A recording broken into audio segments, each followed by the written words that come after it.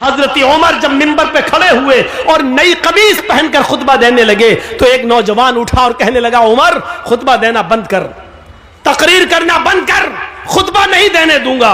हजरत उमर ने कहा, क्यों, वजह क्या है? कहा, पहले इस बात का हिसाब दो, ये नया कुर्ता तुम्हारे पास कहां से आया? तुम्हारी तनख्वाह बैतुल माल से इतनी नहीं है कि तुम नई कमीज सिला सको, आज नया कुर्ता तुम्हारे पास कहां से आया? हजरत उमर कहने लगे कि इसकी सफाई मेरा बेटा देगा।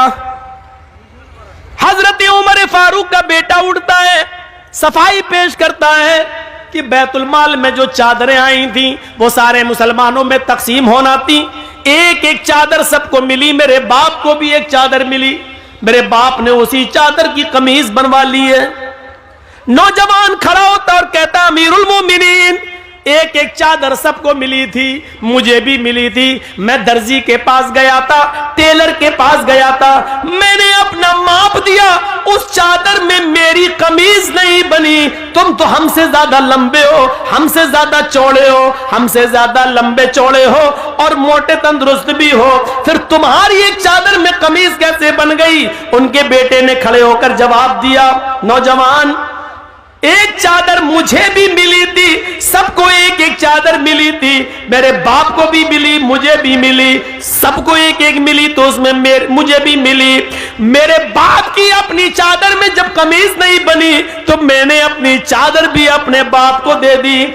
मेरी और अपनी दोनों कमीजें मिलाकर मेरे बाप ने दोनों चादरें मिलाकर कमीज बना ली। नौजवान कहने लगा, बैठ गया, अमीरुल मोमिनीन, अब मुझे इत्मीनान हो गया, अब मैं सेटिस्फाई हो गया, अब आप खुतबा दीजिए। जिंदा लोग हिसाब लेते हैं और जिंदा लोग हिसाब देते हैं। मुसलमान कितने? 30 से 35 करोड़। मदरसे कितने पूरे हिंदुस्तान में? 50 लाख, 4.5 लाख, 4 से 4.5 लाख। उलमा कितने? 50 लाख से ज्यादा।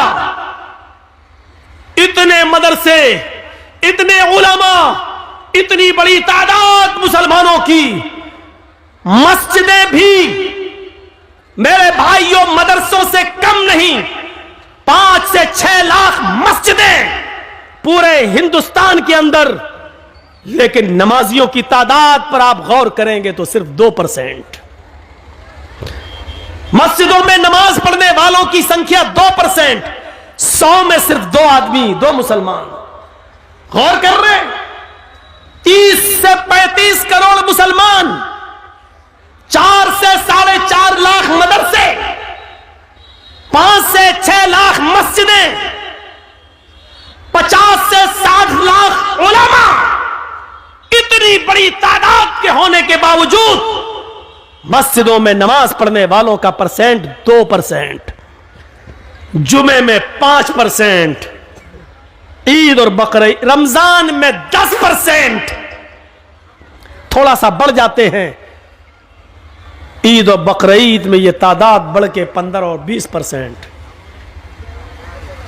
ये 80% कहां गए? और 5 वक्त होने वाली नमाज में 98% मुसलमान कहां? ये मुहासिबा कौन करेगा? ये हिसाब कौन करेगा? तुम अपने बच्चों से उनकी पढ़ाई लिखाई का हिसाब नहीं कर पाते हो, नमाज और रोजे का हिसाब क्या करोगे? अल्लाह के रसूल ने हिसाब किताब बताया था, जब तुम्हारा बच्चा 7 साल का हो तो नमाज पढ़ने का हुक्म दो, ना पढ़े कोई बात नहीं, कभी पढ़ेगा कभी छोड़ेगा, लेकिन 10 साल का हो तो मार मार के नमाज पढ़ने ले जाओ, अगर नहीं पढ़ता तो मारो। नबी ने तरीका बताया था, नमाज पढ़ने के लिए आदत डलवाई थी और 10 साल के बाद मारने का हुक्म दिया था। लेकिन जब बाप ही नमाज नहीं पढ़ता तो वो अपने बच्चे को क्या मारेगा? है? हम तसव्वुर करें, गुस्सा आता है। मैं ये नहीं कहूंगा कि गुस्सा नहीं आना चाहिए, गुस्सा जिंदों को आता है, मुर्दों को नहीं। गुस्सा जिंदों को आता है, मुर्दों को नहीं। मैं बिल्कुल नहीं कहूंगा कि तुम्हें गुस्सा नहीं आना चाहिए, गुस्सा आना चाहिए, लेकिन गुस्सा कब आना चाहिए? कब? जब कोई जय श्री राम का नारा लगाए तो उसके जवाब में तुम अल्लाहू अकबर का नहीं। गुस्सा तब आना चाहिए जब आप अपने बेटे के हाथ में शराब की बोतल देखें। गुस्सा तब आना चाहिए जब रात के 12 बजे आपकी जवान बेटी बिस्तर पर लिहाफ और रजाई के अंदर मोबाइल चला रही है और फेसबुक चला रही है, एंड्रॉइड मोबाइल इस्तेमाल कर रही है। आपको गुस्सा आना चाहिए।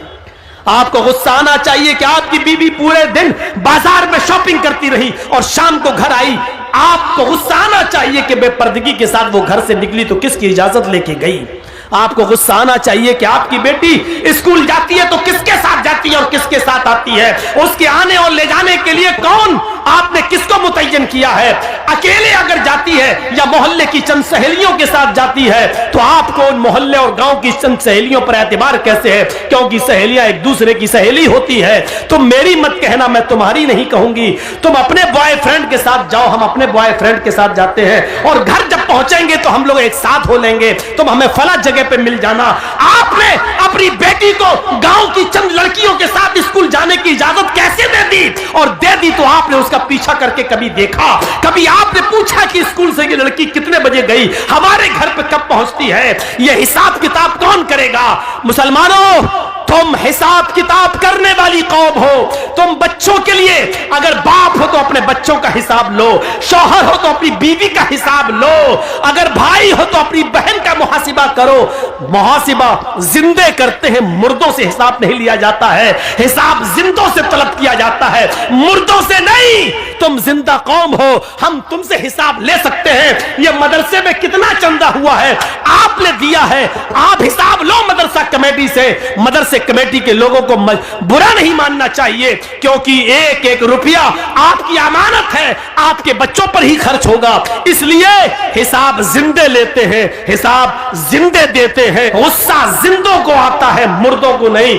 हम नहीं कहते कि गुस्सा दबाओ, हम नहीं कहते कि गुस्से को तुम पी जाओ, हम कहते हैं गुस्सा उठाओ, गुस्सा उभारो, गुस्सा निकालो, भड़ास निकालो, लेकिन जायज जगह पर, नाजायज जगह पर नहीं। अल्लाह के नबी को भी गुस्सा आता था और गुस्सा इतना आता था कि आपकी आंखें सुर्ख हो जाती थी और ऐसा लगता था जैसे किसी ने अनार का रस, अनार का जूस किसी ने नबी अकरम की आंखों में डाल दिया हो। इतना गुस्सा आता था जनाबे मोहम्मद रसूलुल्लाह को, लेकिन नाजायज बात पर नहीं, जायज बात पर गुस्सा आता था। आज दुनिया की कौमें आज हमारा मजाक उड़ाती हैं और हम मुश्तइल हो जाते हैं। यहां गुस्सा नहीं आना चाहिए। आज की नौजवान नस्ल, हमारी बेटियां, हमारी लड़कियां, आप बैठे हो, खामोश हो, सोचो क्या प्लानिंग हो रही है हमारी बेटियों के बारे में। कभी सोचा आपने ठंडे दिल से? कभी सोचा है आपने? सोचिए मंसूबे क्या हो रहे हैं। गुस्सा आना चाहिए, लेकिन जायज जगह पर, नाजायज जगह पर नहीं। एक आदमी को साथ मिला सरकार का, गवर्नमेंट का, और उस आदमी ने कुरान का मजाक उड़ाया, हमने उसको नंगा किया। एक आदमी जय श्री राम के नारे लगाकर हमें उकसाता है, हमें मुश्तइल करता है, और हम भी उसके जोश में आ जाते हैं और हम भी उसके अपोजिट दूसरे नारे लगाते हैं। अरे यही तो वो चाह रहा था, आपने जो चाह रहा था आपने उसके मकसद को पूरा कर दिया, आपने उसके मकसद को पूरा कर दिया। आपको ऐसा नहीं करना था। नहीं, आपको मालूम है कि हिंदुस्तान में उनका कुछ नहीं होगा। एक है ना डासना का पंडित, डासना का, अरे उत्तर प्रदेश में डासना नाम की एक जगह, वहां का एक पंडित है ना, कितना भड़काता है, कितना बरगलाता है। टीवी, एनडीटीवी ने तो बाकायदा दिया कि अभी तक जेल में क्यों नहीं गया। देखिए कितना बरगलाता है, लेकिन जरूरी नहीं कि जो आदमी हमें बरगलाए हम भी वैसा ही जवाब दें, कोई जरूरी नहीं है। मेरे भाइयों, शॉर्टकट में एक जवाब दे दूं आपको, अक्लमंदी ये नहीं है। अगर कोई पागल कुत्ता मेरे पैर में काट ले, जर्जीस को अगर कोई पागल कुत्ता काट ले, तो क्या जर्जीस भी उस पागल कुत्ते को काटे?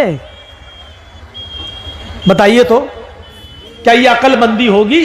अगर कोई पागल कुत्ता काट लिया हमारे पैर में, अब जर्जीस को गुस्सा, कमीने तूने काटा, पकड़ पकड़ पकड़, हम भी काटेंगे, पकड़वाया और काट रहे उसको, तो उससे बड़े पागल तो हम हो गए।